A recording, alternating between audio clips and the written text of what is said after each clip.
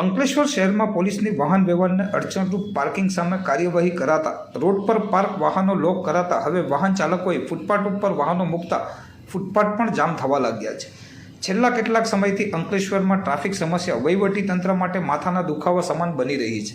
હાલ તો થોડા સમય અગાઉ જ ઓએનજીસી બ્રિજ પુનઃ ચાલુ થઈ જતા ચૌટાનાકા તેમજ 3 રસ્તા સર્કલ વિસ્તારને ટ્રાફિકની સમસ્યામાં મહદઅંશે કંઈક રાહત મળી છે.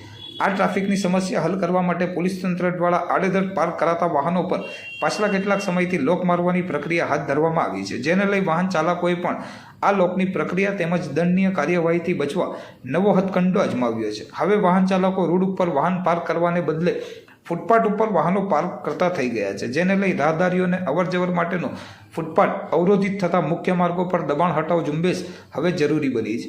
અંકલેશ્વર નગરપાલિકા હદ વિસ્તારમાં અનહદ દબાણો હોવા છતાં દબાણકારોને પંપાળવામાં આવી રહ્યા છે તેવી હાલ તો લોકચર્ચાએ જોર પકડ્યું છે.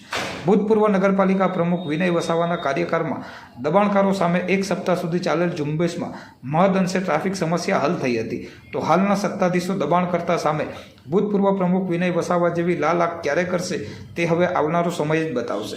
હાલ જે રીતે દિન પ્રતિદિન ટ્રાફિક સમસ્યા વકરી રહી છે, જેને લઈ નગરપાલિકા દ્વારા કાયમી ધોરણે મુખ્ય માર્ગો તેમજ ફૂટપાથ ઉપરનું દબાણ તાત્કાલિક ધોરણે દૂર કરવામાં આવે તે હવે અત્યંત જરૂરી બન્યું છે.